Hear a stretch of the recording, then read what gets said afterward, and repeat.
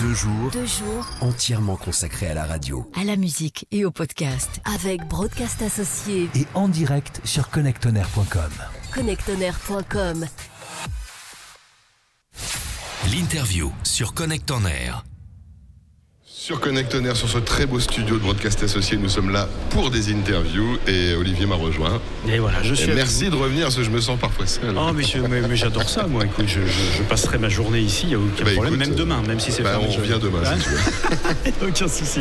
Bon, on parlait tout à l'heure podcast avec Ocha, l'hébergeur. Maintenant, on va continuer à parler podcast et on va parler publicité. Le nerf de la guerre, peut-être. Voilà, et de monétisation contextuelle avec Benjamin Bellamy. Bonjour Benjamin. Bonjour. Alors vous êtes CEO et fondateur donc de Ad-Ores et tous les passionnés de latin sauront que ça veut dire vers les oreilles. Voilà. Merci de me l'avoir dit tout à l'heure en tout cas. Pardon, j'ai pas compris.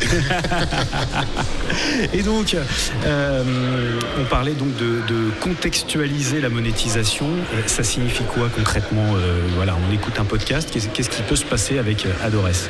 Alors, contextualiser la publicité, ça veut dire que nous, ce qu'on fait, les annonces ne sont pas choisies par rapport à un profilage de l'internaute, par rapport à l'ensemble des sites qu'il aurait pu consulter depuis 3 mois, mais par rapport à ce qu'il est en train d'écouter, puisqu'on parle de podcast.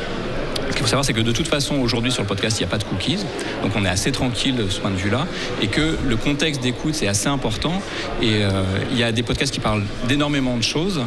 Et il se trouve qu'il y a des produits qui parlent aussi de beaucoup de choses. Et en particulier, je pense, par exemple, aux livres. Nous, on travaille beaucoup sur les livres parce que c'est des produits qu'on a vendus pendant une dizaine d'années. Et donc, ça veut dire quoi ? Ça veut dire que les podcasteurs qui décident de travailler avec nous, on va indexer leur contenu. Indexer leur contenu, ça veut dire on va transcrire un fichier MP3 audio en fichier texte pour en extraire l'intégralité du contenu. Et puis, indexer sémantiquement, c'est-à-dire extraire le sens, les concepts qui sont évoqués. Et après, on va calculer la distance sémantique, c'est-à-dire quels sont les articles qui sont proches de ce podcast. On a un podcast qui parle de trous noirs, et on va trouver des livres, par exemple, qui parlent d'astronomie. Alors ça peut être des livres, ça peut être n'importe quel produit culturel, ça peut être des places de théâtre, ça peut être des produits touristiques. En tout cas, ça marche très très bien sur les produits culturels. Il se trouve que le podcast est en général très connoté culture.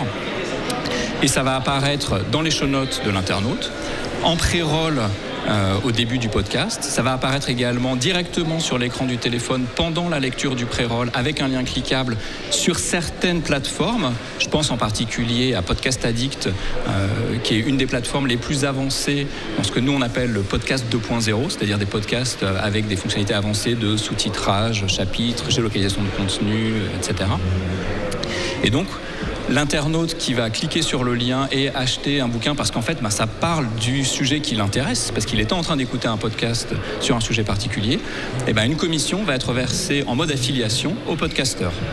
Alors, vous n'avez pas vocation à être hébergeur, m'avez-vous dit, mais vous avez quand même un système d'hébergement open source, c'est ça ? Oui, tout à fait. Alors, à l'origine, pour des besoins, j'ai envie de dire, de développement et de test interne, on a commencé à développer une solution d'hébergement qui a également bénéficié d'un financement européen et qui s'appelle Castopod. Donc, il y a une solution qui est open source, qui est téléchargeable sur castopod.org. Donc, vous téléchargez le fichier zip, vous le mettez sur votre serveur.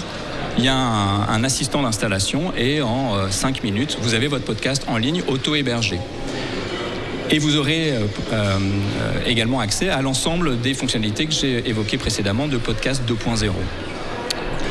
Tout le monde n'a pas pour vocation d'auto-héberger son podcast parce qu'on n'a pas forcément la fibre technique. Donc on propose également des services d'hébergement sur Castopod, mais c'est clairement pas notre cœur de métier. C'est permettre de répondre à un besoin qui nous était demandé régulièrement. Ah, votre truc c'est super, mais comment est-ce que je fais ? Moi je comprends pas trop PHP, comment ça marche.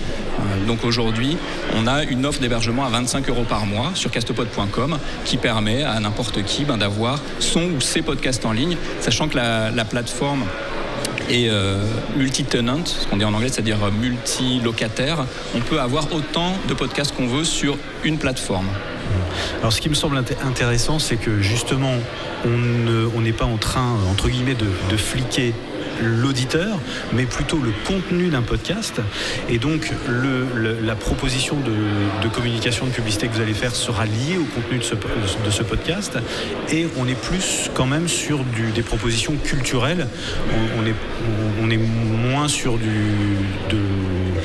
de la pure consommation de produits, où ça peut quand même arriver. Alors, ça peut arriver. Nous, on n'émet pas de jugement de valeur sur le contenu d'un message publicitaire. Typiquement, il y a quand même énormément de podcasts qui parlent de parentalité et pour être parent à plusieurs reprises, acheter une poussette, acheter des couches, acheter des biberons, c'est compliqué, on ne sait pas forcément. Et donc, la recommandation contextuelle, c'est pas forcément un bouquin sur les trous noirs. Ça peut être tout un spectre assez vaste, assez large. Mais en tout cas, et vous avez raison, nous, ce qui nous intéresse, c'est où est l'internaute, c'est-à-dire quel est le contenu, pas où il est géographiquement, ça on ne le sait pas, mais quel est le contenu qu'il est en train d'écouter pour lui fournir une recommandation qui a un sens. Il saura pourquoi est-ce qu'on lui propose ce message-là. Et on n'a aucune information sur cet internaute, vraiment aucune. Donc vous stockez rien. Par exemple, j'ai une application avec laquelle vous seriez partenaire, j'ai le user ID de mon téléphone qui va être forcément accessible si j'ai autorisé ça dans mon téléphone. Vous n'avez pas du tout cette démarche-là d'aller, entre guillemets, traquer l'internaute, ou l'auditeur en l'occurrence. Vous êtes uniquement sur le contenu qui peut apporter Tout à fait. On fait du pur contextuel. On n'a pas besoin de ces informations et on les a pas. Et d'ailleurs, une des conséquences, c'est que on n'a pas besoin de récolter le consentement de l'internaute puisqu'on n'a pas d'informations à récolter. Donc pour tout ce qui est RGPD, TCF, donc Transparent Consent Framework, ça facilite énormément les choses. Oui, c'est clair. Ça facilite beaucoup les choses. C'est beaucoup moins intrusif finalement, parce que finalement le contenu que vous proposez en plus est en accord avec ce qui est écouté. Et c'est moins intrusif. Alors, on va pas se mentir, si demain vous arrivez et que vous voulez que vous avez 300 000 spots publicitaires pour un soda à placer, moi je ne saurais pas répondre à cette demande-là. Et c'est pour ça qu'aujourd'hui on travaille en affiliation, parce que l'affiliation en fait c'est l'espace publicitaire qui va chercher le produit et c'est pas le produit qui va chercher l'espace publicitaire. Donc ce qu'on propose, le modèle qu'on propose, il est assez disruptif, en tout cas on a la prétention de le croire, mais il marche pas pour tout. Bien sûr. Et vous faites la transcription du podcast pour récupérer tous les termes sémantiques qui vont vous aider à cibler. Mais est-ce que vous demandez aussi, par exemple, aux podcasteurs de vous donner des tags, des mots-clés ou des choses comme ça ? Alors non, on le fait pas. On le fait pas pour plein de raisons. Déjà parce qu'on veut éviter la bidouille. Et puis parce qu'aujourd'hui, en fait, entre les métadonnées qui sont déjà existantes et entre le contenu, on a suffisamment de grains à moudre pour que notre moteur d'indexation sache vraiment de quoi ça parle. Et ça marche plutôt pas mal. Très bien. Merci beaucoup, Benjamin Bellamy. Merci à vous. Merci beaucoup. Je rappelle que vous êtes le fondateur et le CEO de Adores, présent, bien sûr, ici au Paris Radio Show. Merci. Merci à vous. Connectonnaire.com. Connect.